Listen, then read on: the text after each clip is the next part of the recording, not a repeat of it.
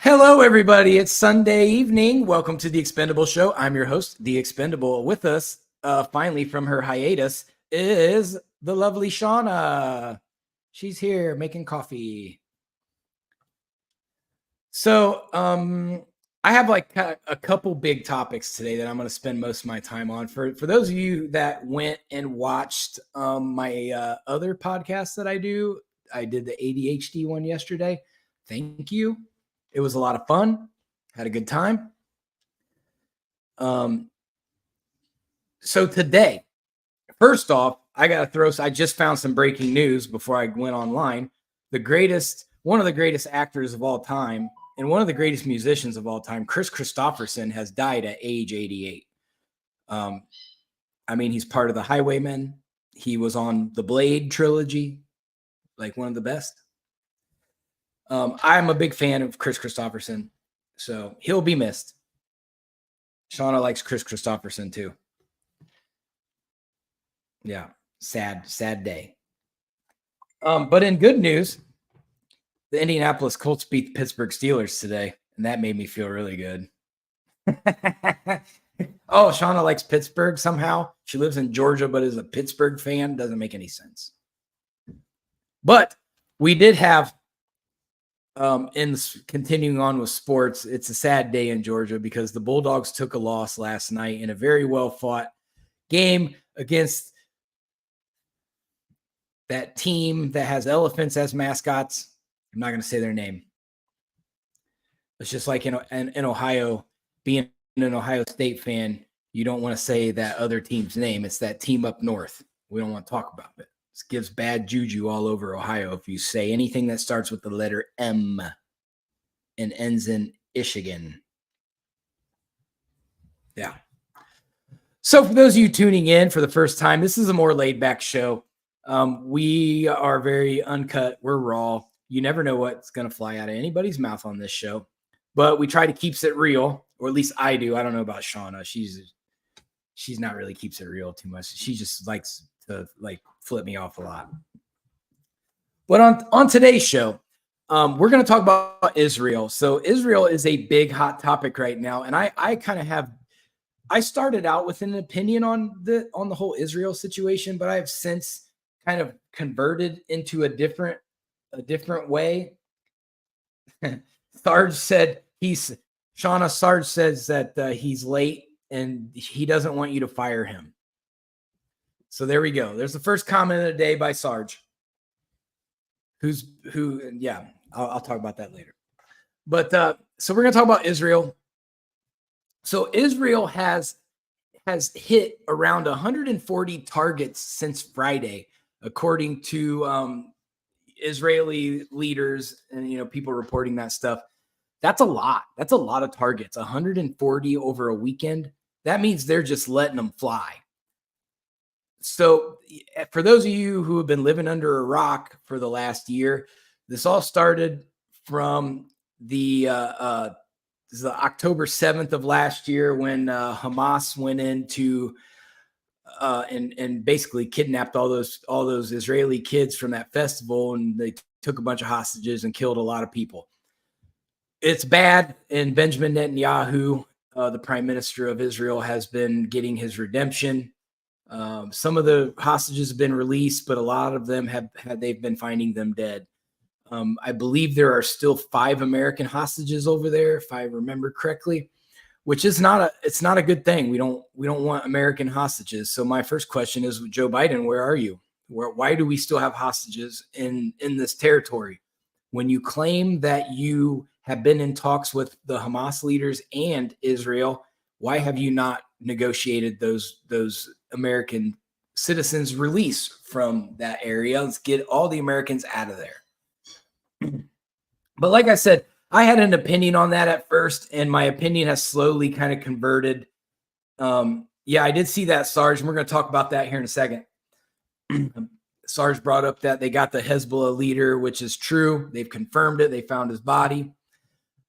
So Beirut in Lebanon, which is where Hezbollah is at, Israel's been bombing them very heavily. Their leader, like their number one guy, is Hassan Nasrallah. and he has been a pain in the butt for 32 years, I believe, is how long he's been the head of Hezbollah. That's a long time. He's caused us a lot of death.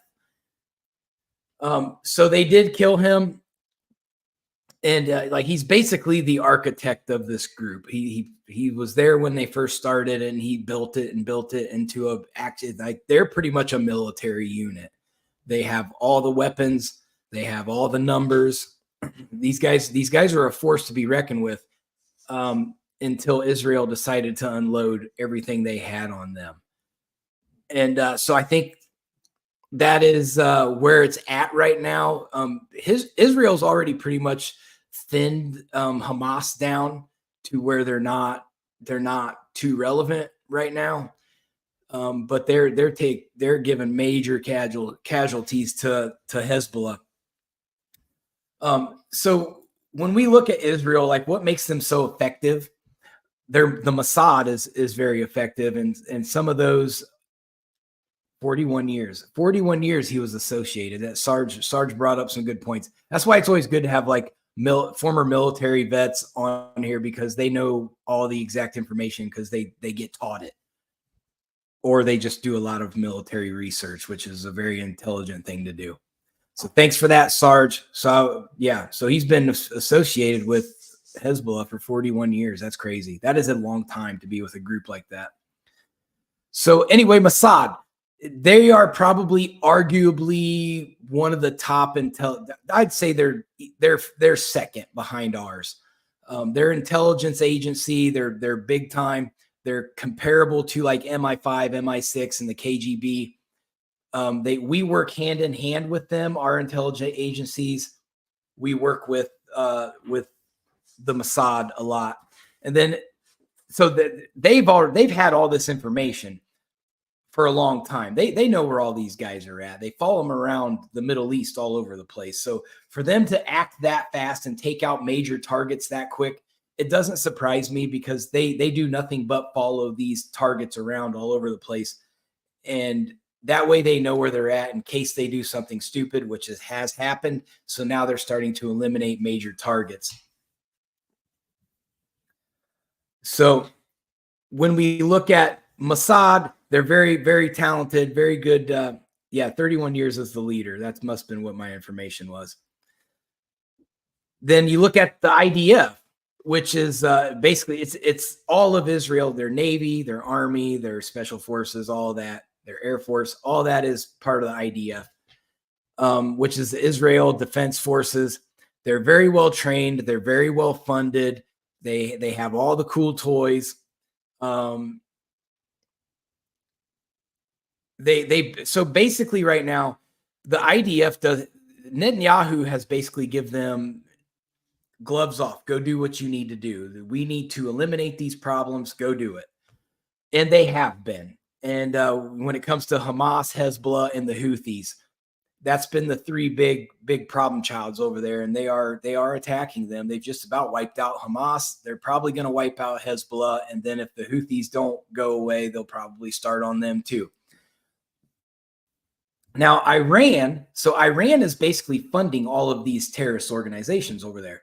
And I think everybody pretty much knows that. The media has actually told the truth for once and has reported that that's how that works. So we do know that. But Nasrallah was very important to Iran. He worked hand in hand with the Ayatollah. So Iran issues a statement. They said they're going to respond violently to the death of Nasrallah, my opinion on Iran and this whole thing, at first, when this all broke off, I was like, oh man, Iran's going to be a problem. Like they are just good. They've got total control over that region. They have strategic advantage over Israel. They're pretty much surrounded them. This is going to be bad for Israel. But as things have gone by, I'm seeing that Iran is kind of like that guy who talks real loud, but isn't really about that life. You know, they're not really doing anything. Like, well, we'll just say, Hezbollah, go bomb Israel. Okay, well, you can do that, but I mean, you're not really getting your hands dirty. So what happens when all your like terrorist organizations are gone and all your flunkies are dead? Then what are you going to do? What is going to happen? And you're all that's left over there, because Saudi Arabia doesn't mess with Iran. Egypt is trying to stay out of it altogether. So you have these major areas over there that are, when Iran runs out of terrorist organizations, it's just going to be them. And then what? I mean, they're part of the BRICS group, but it's still a new organization, and you're not really seeing them. None of those groups are coming out and like voicing their support over each other like officially yet. They kind of have their own little battles. You've got the standoff in Taiwan with China. You've got the the Russia-Ukraine situation, and then you have Iran in the Middle East. And then if you go over on our hemisphere, here you have Venezuela is going through all their stuff, and then you have Brazil is going through a regime change too. So everybody, all these BRICS countries have their own issues going on right now. So it makes it difficult for them to say, hey, you're in this situation and we got your back, when they've got their own situation going on that they're trying to deal with themselves. And that goes back to the, do you really want to set, divide your fronts? It seems like every time groups, divide their fronts and fight on multiple fronts, that's when you get conquered. So I think if the BRICS nations are going to do that, they're going to have to scrap some of these conflicts and isolate on one, and you will end the conflict faster than anything. And that's also going to force the United Nations and NATO, and it's going to force Europe to show their hand. But that's just me being military strategery. I'm probably wrong. But my opinion on it is, you have so they had the NATO summit in New York City, or not the NATO, it's the United Nations summit in New York City last weekend. And so when Benjamin Netanyahu spoke, half of the summit left and the other half gave him a standing ovation. So that tells me a lot. That tells me that half of the United Nations does not support him. Half of them do. So when we look at that, that tells me there's a lot of people, including the United States, who's begging Netanyahu for a ceasefire, and including some of the leaders from the United Nations. And if we have that happen, where these countries are saying a lot, but the problem is Israel is ignoring it. They're doing what they want to do. They're the only ones who are able to protect their land, because nobody else wants to jump out there and help them. So they're doing what they have to do to solidify their existence. And it's the same thing as the Muslim nations around them. Sometimes they're at that point where they're being depleted, so they're going to have to do what they have to do to solidify their existence. But the problem is, you hear a lot of these other countries' leaders saying a lot of things, but they're falling on deaf ears, and nobody's going over there and saying this is enough. It's not happening. Nobody's doing it. And so, in my opinion on that, I'm like, you know what? If none of these leaders are going to go over there and create a peace deal between all these groups, then I'm not going to worry about it anymore. Because for one, Israel has it under control. They're not asking anybody for help. So it's going to happen, and there's nothing we can do to stop it. No, well, at least there is, but there's nothing that our current administration is trying to do to stop it. They just keep saying, well, we're going to work on a ceasefire. No, you're not. You're not doing anything. You're just sitting in the office campaigning, Kamala, and Biden doesn't know where he's at. So nothing's getting done, and Europe's not going to do anything because they're not really that interested in Israel, and they don't really have any use out of the Middle East. So they're saying things to sound tough, but their focus is more on the Ukraine. So there you have that. That is my spiel on Israel today. Now, let's talk about the political spectrum. I know some of you new listeners may not like my views on the political spectrum, but let me show you something. See that? that's my show. And I get to say whatever I want on my show because that's how it works. So we go into the Georgia-Alabama game. Okay, I'm going to talk about it again because Donald Trump was there. And when they put him on the Jumbotron, that place exploded with cheers and chants of USA. Then you go look at the Michigan-Minnesota game. So during that game, that's where governor of Minnesota, Tim Walz, he's from Minnesota. So he was at that game. And he walked everywhere with very light security, and nobody was really paying him too much attention. When his motorcade came in, he was getting booed. So that tells you how unpopular he is. A lot of people in Minnesota, I have family up in Minnesota, they do not like him. I have family in Michigan, they do not like him. So there's an issue there. Tim Walz is very unpopular in his own region. So that could pose as an election problem for Kamala Harris, where Donald Trump's support is starting to gain ground as you're seeing him mingle with the people, where Kamala Harris isn't really mingling with anybody. In my opinion, the presidential race has changed. And it's mainly because of the UN summit from last week. We can look at this as my cats are out there fighting. I can hear them. They never listen. They just go crazy. Every time I try to do a podcast, they go crazy. It's insane. I'm probably going to have to ground them. But anyway, I don't look at this race as Trump versus Kamala Harris. I look at this as Trump versus the United Nations, because it's not really relevant who the Democrats put in there, because they're going to do what the United Nations says anyway.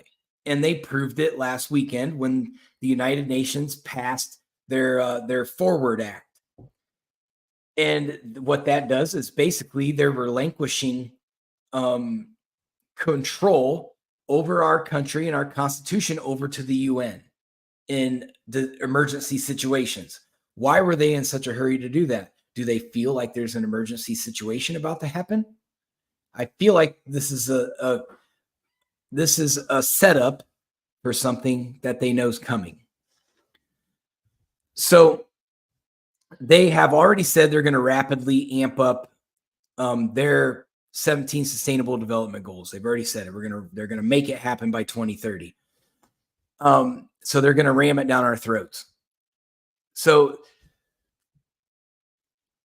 one thing that it tells me that the reason why they're in such a big hurry is because they think Trump's going to win. If Trump wasn't going to win, they still have time, and they wouldn't be in this, hey, look, we got to hurry up and do this. We got to hurry up and do that. Well, now we've signed in this act. It's in effect. And that act itself is a threat to American democracy. And a lot of people don't even realize that this happened. But I do, because I wrote an entire book about this whole system they're trying to do. Well, now they just voted it in play. So that's a problem.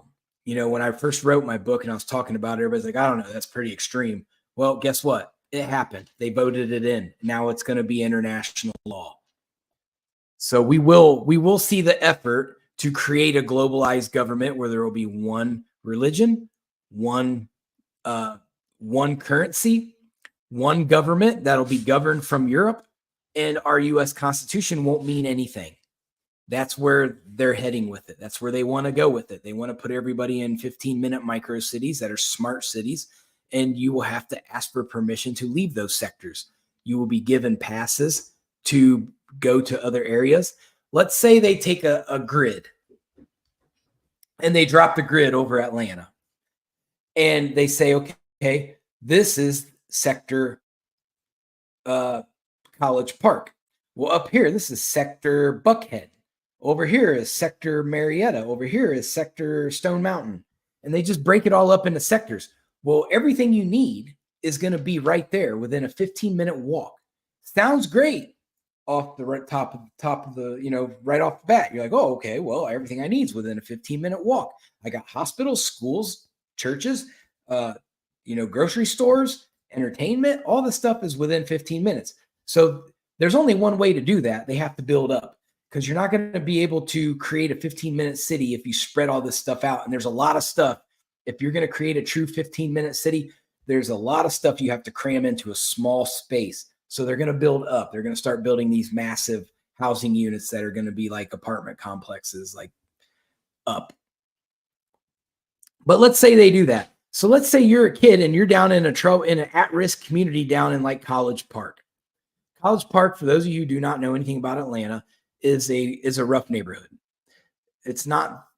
It used to be the roughest, I think, but it's probably second roughest now. So you go look at that area, right? Let's say you got a kid, and this kid wants to get out of this sector because it's potentially impoverished, it's potentially oppressive, and they want to do more with their life. And so you can ask for permission. This kid wants to go move to Buckhead because there's more opportunity there. So he puts in a pass and he says, hey, I would like to move to Buckhead to work for this financial firm. And Buckhead's got to decide, do we let this kid from College Park move into our area? Those of you who know the people of Atlanta are going to say they are going to reject that kid. They're not going to let him come to Buckhead. So that's where the problem lies on this. I call it modern day segregation, where they're going to put everybody in sectors and say, you're here, you're here, you're here, and you're not going to be able to mingle with each other like you used to. So you're going to be segregated. So if there is, and it's going to create like how the street gangs do it now. Everything's a set. You know, you don't have gangs, you have sets. So you're going to create this set, this set, this set, this set. And if there's problems in between sets, there could be massive casualties. There could be massive violence. Things can happen because they're not going to build a wall around it. So you're basically saying, yes, we're basically saying we're pre-Hunger Games. You know what? And that's probably the best example that you can give. It is going to be kind of like the Hunger Games. Because what they call them, districts, yeah. So it's basically like a form of Hunger Games. Yeah. And we're joking about it right now, but if you go read their plan, this is what they actually want. Yeah. They're trying to make this happen. And this isn't good for Americans who are used to having the freedom to do whatever they want. Like if I want to take a week off of my work and go drive to Los Angeles, I'm going to go do it because I have the freedom to do it. Now you're not going to be able to. You're going to have to apply for passes to travel from sector to sector. So that's going to be a problem for people who are used to freedom. They know that Donald Trump is going to get rid of this policy, or he's going to try to, and they're going to fight it. They're going to fight him on it. But Donald Trump's just going to say, okay, well, we're going to cut off the funding to Europe, which is what we should have done that 30 years ago. We need to stop funding Europe. Europe is not doing Americans any good. What good has Europe brought to the United States? Nothing. So we have to understand that this European stuff it doesn't fit us as Americans. We like our freedom. We don't like the government telling us what to do. They already tried too much to tell us what to do. But now there's a helicopter flying over my house. It's probably the Skycopter or the feds. Anyway, I want to get into the pact for the future that they passed a little bit and talk about the main characters of this, because it makes sense. Once I tell you this, you're going to be like, oh, this is what we're doing. So the main power broker of this is the World Health Organization. So they're going to be the ones, like if there is let's say COVID comes back in the United States, the World Health Organization now has the international authority to come over to the United States and say, shut it down. Everybody's getting mandatory vaccines. Those of you who don't are going to be sent to camps to be segregated from the people that have vaccines. That is what they want to do. And you're right. It's the United Nations. United Nations is evil, Sarge. You're exactly right. And we're getting to that. The UN, the most of the people in Europe are good people, but it's the governing bodies of Europe are what's bad. The only official in Europe that makes sense to me right now is the Prime Minister of Poland. So that's that. Yeah, and you're right, they are. But the World Health Organization, let's talk about, well, first let's go to the United Nations. Who runs the United Nations? Who is the Secretary General, the top guy of the United Nations? It's a guy named Antonio Guterres. So Antonio Guterres, let's go down through his history, shall we? He was the president of the Socialist International from 99 to 05. He was the Secretary General of the Socialist Party from 92 to 02. His official admitted political party is a socialist. He's from Portugal. So here we go. The guy who runs the United Nations has done his whole political life under the socialist umbrella. And we're trusting this man with international policy that his ideals do not match American ideals. And we should reject it just based off of him. I don't want nothing to do with the United Nations. We need to stop giving them money. Next, the World Health Organization. Now, I got into a TikTok conversation with people that were bringing a lot of information to light about this guy. So the director of the World Health Organization is the guy named Adhanom Ghebreyesus. He's from Ethiopia. I probably just butchered that name, so bear with me. But he's from Ethiopia. He is a member of the Tigrayan People's Liberation Front. So for those of you who do not know, it is a far-left socialist organization. They are a paramilitary group that up until 2023, they were labeled as a terrorist organization. So the Secretary General or the Director General of the World Health Organization is part of a militant socialist group. So here we go. We're 2 for 2. Now let's go to the IMF, the money distributors of Europe. So her name is Kristalina Georgieva. Bet you can't guess where she's from. And you're wrong, because she's from Bulgaria. You thought I was going to say Russia. But she did work for the USSR. She did work for Russia. She has built her way up, investing and making money.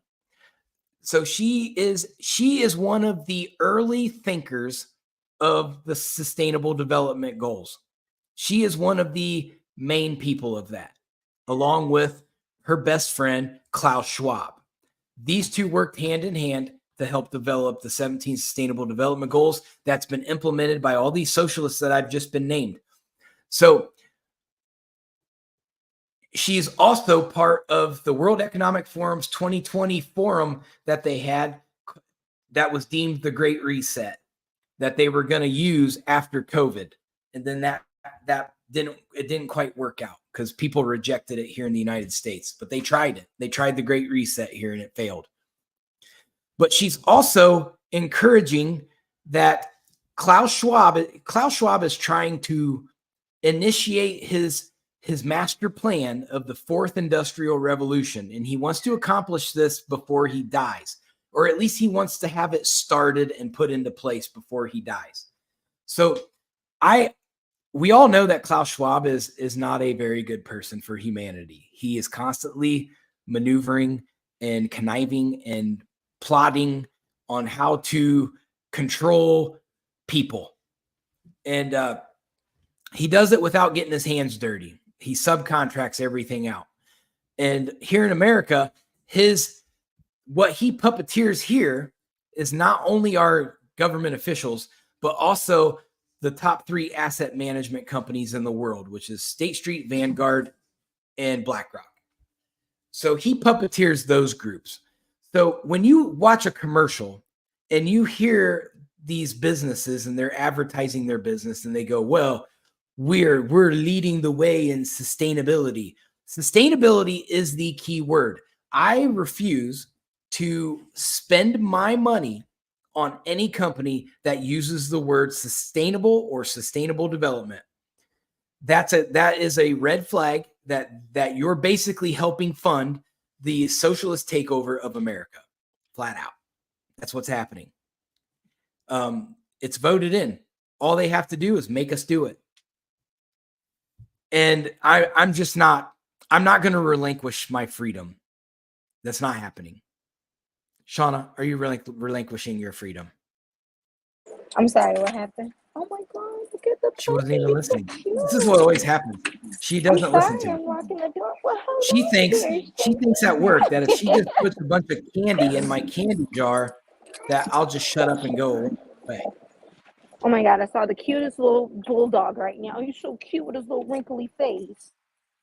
They probably look I'm not giving up my freedom because anybody telling me I can't go somewhere is gonna have a problem. Yeah. If somebody tells me I can't go to Florida to the beach, I'm crashing out. She muted me again. But I mean, those are the main goals. And we really need to open our eyes and wake up to these things. We're being infiltrated. This is Europe. This is the United Nations trying to colonize America all over again. And we're not doing anything about it. And it's not Trump. It's not Trump's movement. This is the liberal movement. The liberal movement is opening the door for modern day colonization. And nobody's trying to stop it, except for a bunch of people. Well, there are people trying to stop it, but then they get deemed crazy or all this legal problems. I mean, you're conspiracy theorists.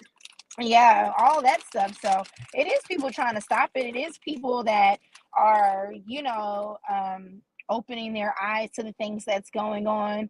I think, like more than anything, like as Americans, they're starting to the things that they didn't really want them to know about. It's like now that's why they want to ban TikTok. I stand by this. That is why they want to ban TikTok, because whether people like it or not, TikTok really has spread a lot of information and education just with you just have to use keywords. You got to trick the algorithm though. Yeah. But now it's kind of too late because it's like overfluxed. So now it's not just TikTok, you know what I'm saying? People are using YouTube, they're using Instagram, Facebook, all these different avenues of social media to talk about these things. They even creating like groups like on Facebook, how you can create like groups and stuff where you could create those communities where you guys can talk about things. Like this stuff is being passed around. One of the biggest things that I've seen, especially since COVID, which I find very funny that COVID was a planned pandemic. Let me sound like a conspiracy theorist, but a planned pandemic. And they really kind of shot themselves in the foot because all this time that people were sitting at home, it really started letting people put things into perspective. It was just like, wait a minute. So you mean to tell me I don't have to go to work and the government is going to pay me what I'm actually supposed to be paid plus a little more? And so that kind of sparked those thoughts like, well, why are we working so much and not getting paid for what we need to get paid for? It's just so many different things. People started digging into how can they create different streams of income besides just working at these 9-to-5 jobs. But you've seen a lot of people do it though. Like going back to your TikTok comment, they're still suppressing things because the European Union basically forced all the social media outlets, and this kind of goes with what Sarge just put in the comments, that Sarge said Europe's waking up and America's still sleeping. But see, the thing is, we're not seeing it here in America because the United Nations has made the social media giants censor what's going on in Europe. See, when it first started happening, we were seeing videos from people on TikTok about, hey, they're uprising against their government and trying to set things right. Well, then, boom, all the videos disappeared on all platforms, YouTube, TikTok. I mean, Twitter's still there. You still haven't, but I'm a conspiracy theorist. So a lot of the stuff, if you want like that information, you got to go to Twitter. because Alon's not playing Yeah. that, so he's gonna let the information ride. So that's been the only place, like, I go Yeah. down my deep dives on Twitter. So a lot of the stuff that they've like banned or they've shadow banned and stuff on other media outlets, you're going to see them on Twitter, and the information is there. You just have to know where to look. You just have to know But what here's the circles thing. to be in. What? The countries can just ban Twitter from the country, and they can block it from getting into the country, though. Yeah, I mean, you can, but one thing I would like to say that we do have to give ourselves as Americans props. We're going to find a way. Just because they're banning Twitter doesn't mean they can ban the music. It's in the music. It's being shared everywhere. People are seeing it. What was that song, that country song that was like the #1 song in the world? Because he was talking about America and their scams that they put Oliver on Anthony. Americans. Yeah, like it's still there. It's still, the information is still being put out there. And the thing about it is, even if they ban it, okay, cool, you're banning it, but it's already been put out. People have already seen it. The conversations have already started happening, regardless of. So now it's just like, okay, like in China, they're very strict with their social media and things like that. So Yeah, they are. a lot of their stuff, they don't necessarily see it. But you think about, the thing is, where these other international countries mess up is a lot, like, people still come to America. They're still coming to America because they think we have better healthcare, we have better financial situations. Like, majority of my friends that I was in college with were from Ghana, were from like African countries. They were from China, surprisingly not. Like, my school had a whole contract with China to allow the students to come. Real quick. What? So all your friends were from other countries. Do they speak Yes. English? Yes, they do. Are they only your friends because they don't understand English? My roommate was from South China. What was Guangzhou, China? She was from China. You're such an idiot. But my point is that, like, knowing, like, all of the people that I know that were raised internationally and came here to get an education, they didn't even go back home to their countries. They all still live here. One friend, she stays in Canada, but they all still live here. If you've gotten an education and you've gotten all this stuff, why not go back to your country? A lot of those people are still here. That's what I'm saying. Like, regardless of the more that they try to ban everything, it's the information is still getting put out, and the stuff is still being talked about. It's just like at work, Shauna, with one of our employees. He was a pharmacist in China. Yeah. He's got an education. He's a doctor, but he's over here because the Chinese government found out that his family had this really nice pharmacy, and they went in there, they audited him, and they took everything. And then his family fled to Singapore, and then eventually they made it to the United States. But that's what happens. That's why they don't go back to their homelands, because they know deep down, even though we have our issues going on over here, we're still better than other countries. Even I've seen the trend on social media right now where people are like, I'm moving out of America and I'm going to go live here. Like, I've seen a lot of people move to Turkey. Good luck with that. Because of like, there's several people that moved to Turkey because of, like, their healthcare and like their dental plans and stuff like that. You know how strict the laws are in Turkey? You get beheaded over there. I mean, don't get me wrong. Is America perfect? Do we have a lot of flawed systems? Absolutely. Absolutely. But even still, with that new little trend, like, even I will even say, like, African Americans, like, there's a lot of Black people like, oh, I'm moving back to, because I think Ghana has a program going on where you can move and they'll give you citizenship and they'll allow you to buy land and build a home and stuff. I'm not really sure how the whole program works, but I do know that it's a program going on in Ghana right now, and I believe Nigeria. But the whole thing is, you don't see a whole bunch of Americans bum rushing to move to other countries. You see it the other way around. Right. That's what Sarge just said. They talk about it, but they're not really about that life because they know. Like, I've been waiting on Barbara Streisand to move to Canada ever since Trump won the first time. And she still hasn't moved. She said, I'm going to move to Canada. Well, go ahead, move to Canada then. Right.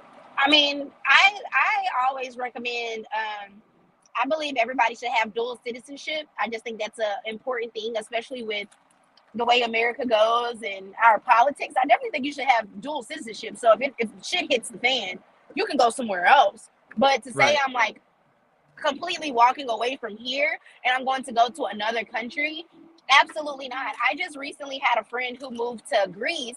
He's like, his family, like his parents are from Greece.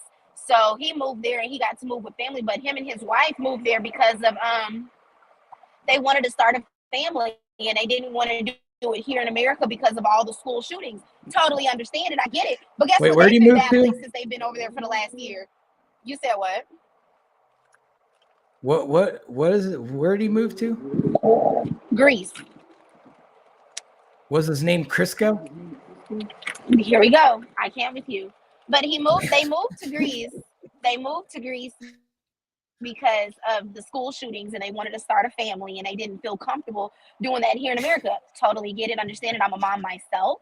But also at the same time, guess what they've been battling since they've been in Greece for the last year? Freaking What? forest fires. Like Yeah. Greece was having a whole issue with forest fires. And he Yeah, but literally it wasn't even that Greece also far. had that big problem with they had a big immigration problem where Greece was getting mad that they were getting an influx of immigrants because they were just boating them over on boats from the Middle East. So they had a big spike in crime over there too. Yeah. I mean, I get it for sure. But I mean, it's definitely a flawed system for sure. But at the end of the day, you don't see people bum rushing out of America to move to other countries. No matter No. where you look, you see people, immigrants, moving here. They're starting their own little stores here. Like you see a lot of Middle Eastern people move here. They'll start their own food business or food chains or whatever like that. And then they'll send for other family members to come over here to America. They're not going back over there to their countries.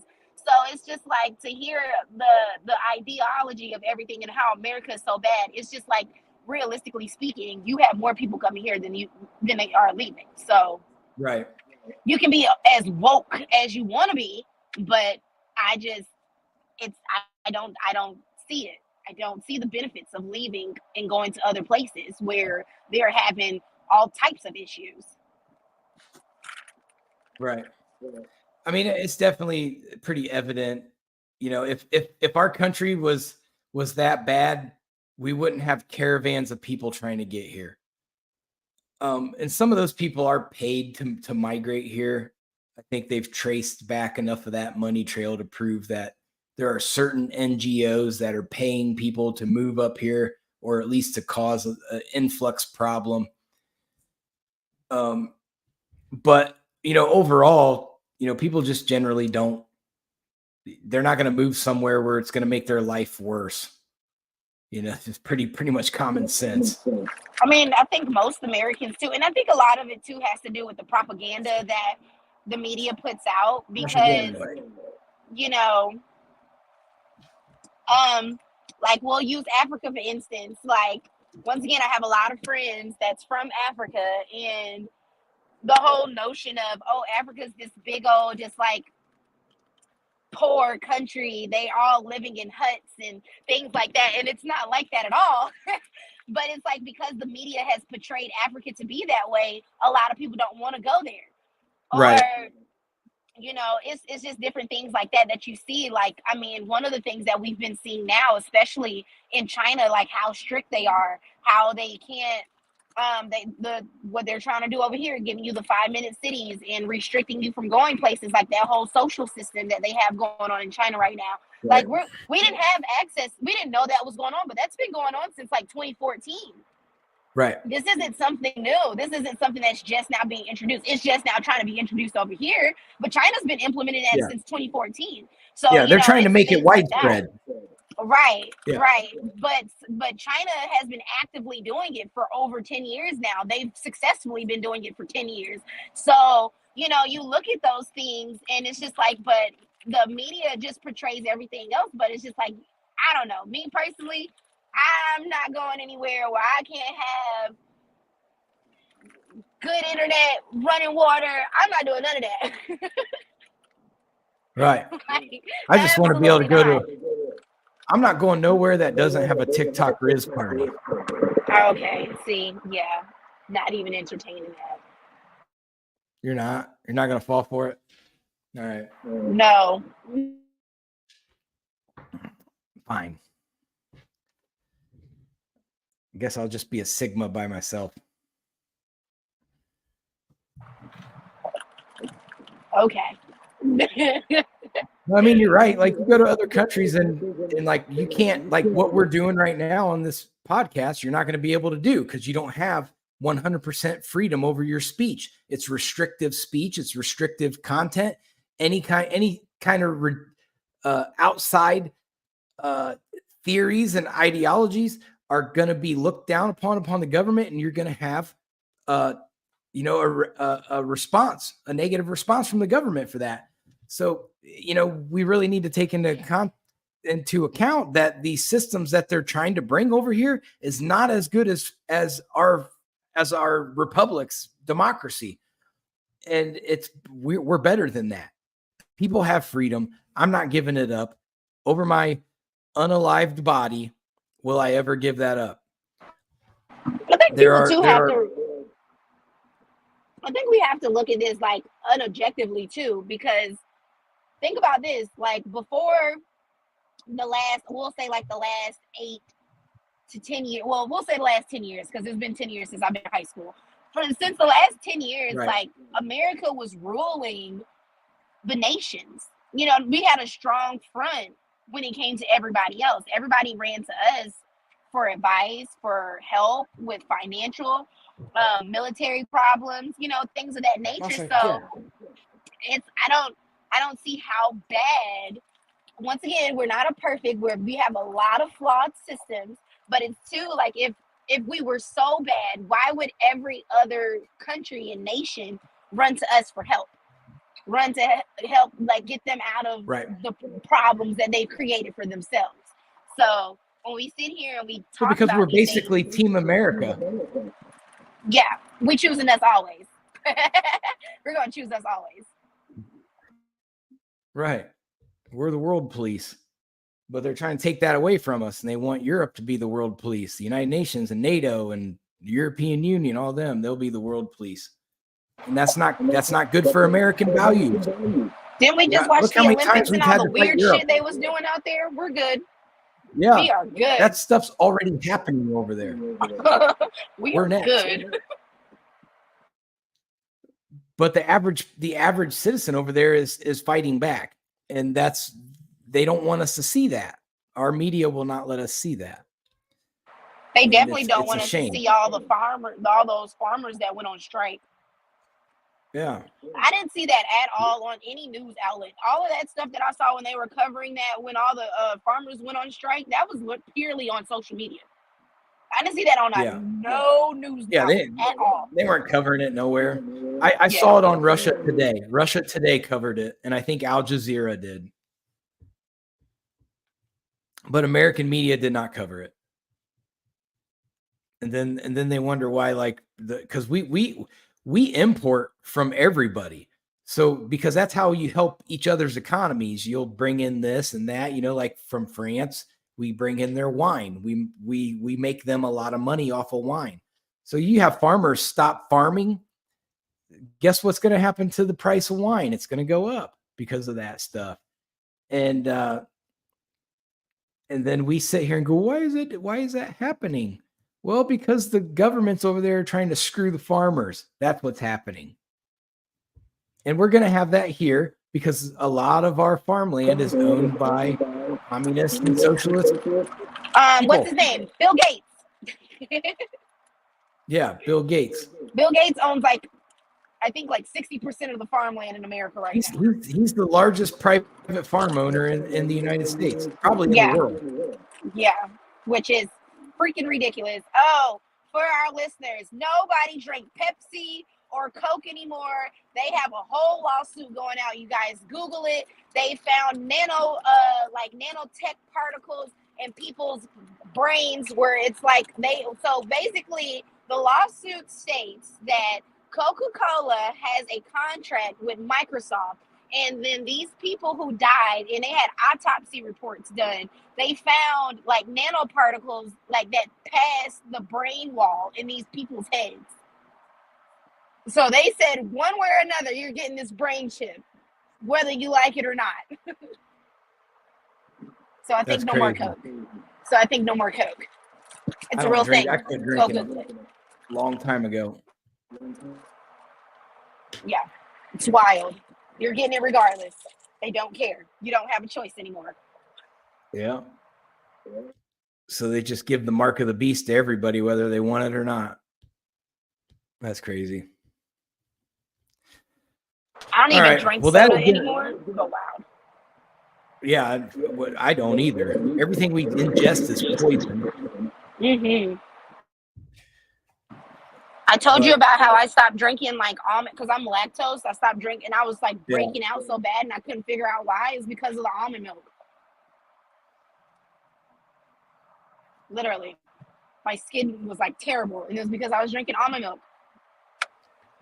So yeah, people. The almond milk definitely made your look up skin everything. like that.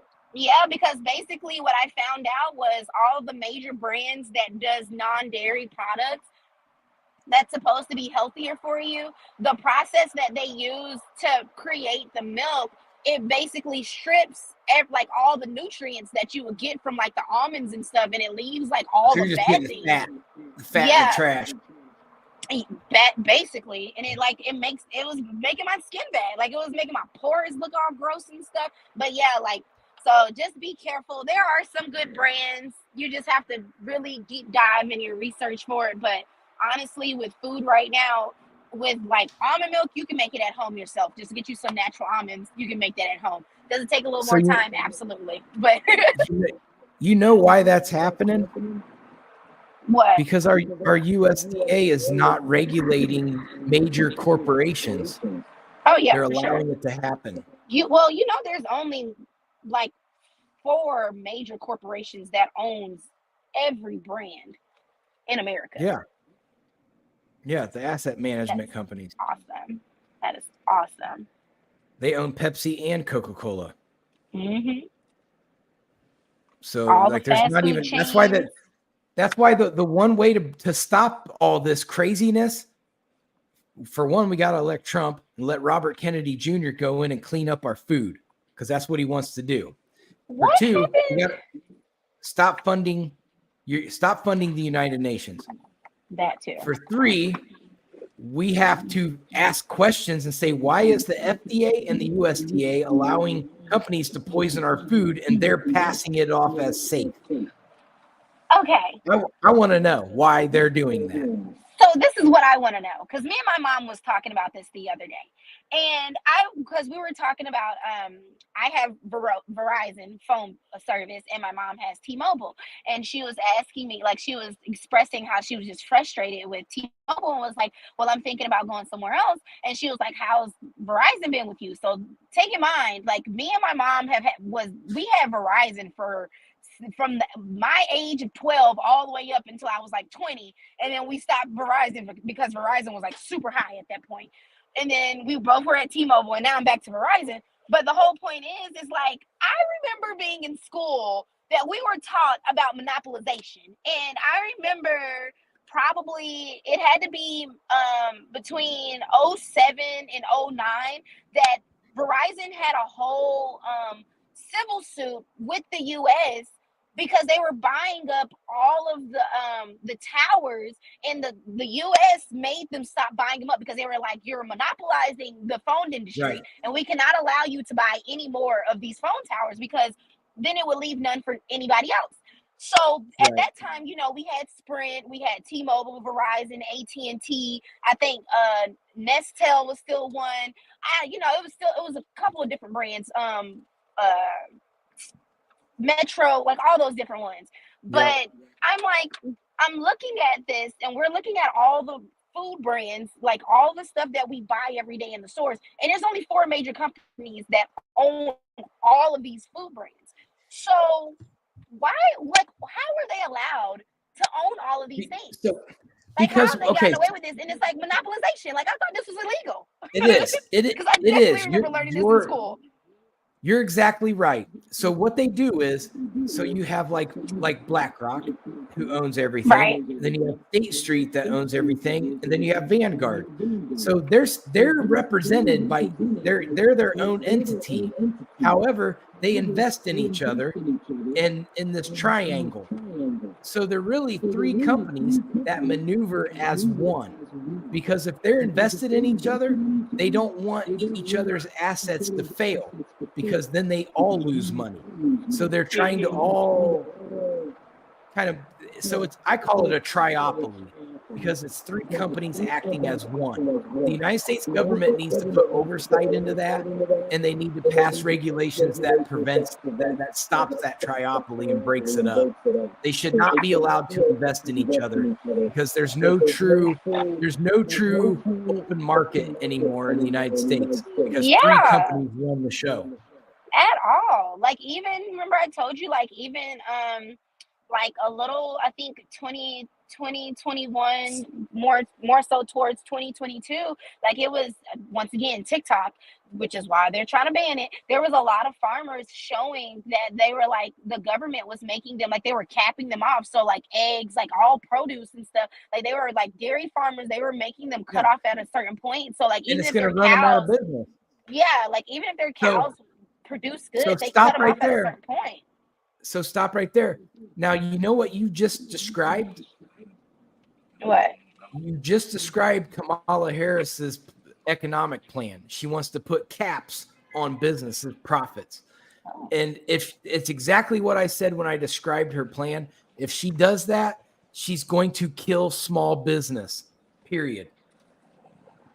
Yeah, like I just because I literally, it was so funny because I was like, wait a minute, mom. I was like, we used to talk about this in school. Like, I remember learning. That was probably like middle school. I think it was at the time. God, I'm like old, but it definitely was like middle school when we would learn about that. And I'm just like, so when did all of this just Right. stop being a thing? When did, like, when you Right. really sit down and start looking at everything and who owns what? It's just like, so when did this? Like, I feel like just goes back to what Sarge said. Like, America's really been asleep for a long time, and we really do have to wake up. We really Yeah. do have to Wake the start. zombies up.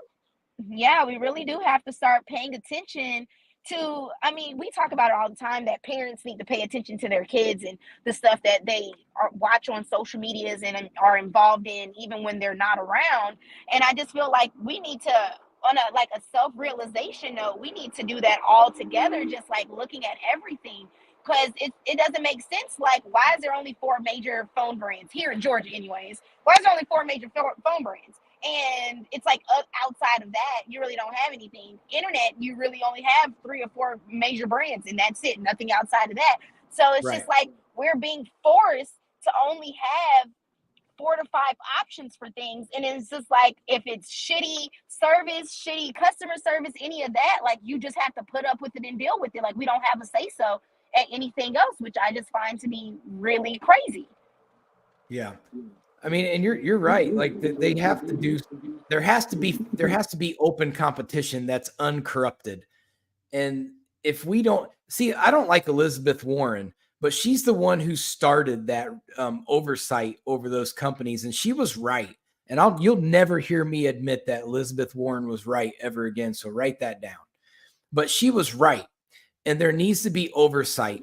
And they're on to something with the making the companies pay, but they're doing it the opposite way of how they're supposed to do it. They need to allow the companies to make the money that they want, but they have to prevent it from being corrupted market. And that's what they haven't done. And we have a corrupted market right now.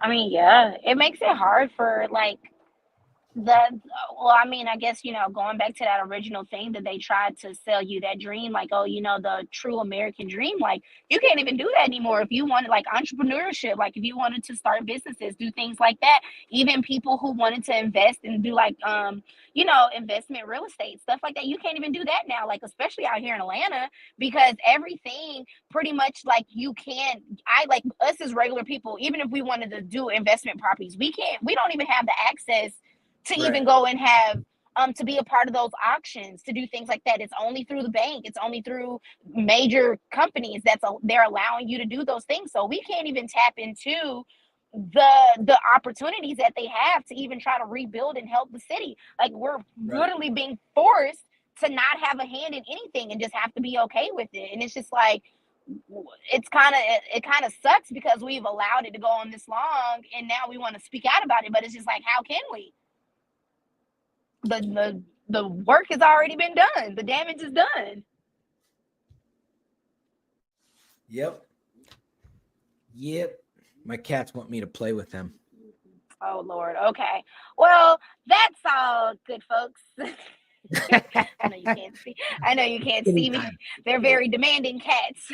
So They're all standing in the doorway looking at me. Like, are you going to play with me or not? Yeah, we don't want you to get murdered. They got very short tempers around there. Yeah, you got to keep your eyes open in this house. They will jump you. And cats are their mentality is of a serial killer. So, but that is definitely the end of the show today. Thanks, Shauna, for jumping in. There is going to be a special guest on Wednesdays. I already have it worked out. It's going to be less political and more fun. We're going to talk about mixed martial arts, and we got an up and coming fighter coming on that is going to be a lot of fun to interview. I'm excited, but I will post something on my Facebook and let everybody know who that person's going to be probably tomorrow. So everybody be safe out there. Know where your kids are at, know where your communists are at, and avoid them. All right. Have a good week. I'm out. Peace.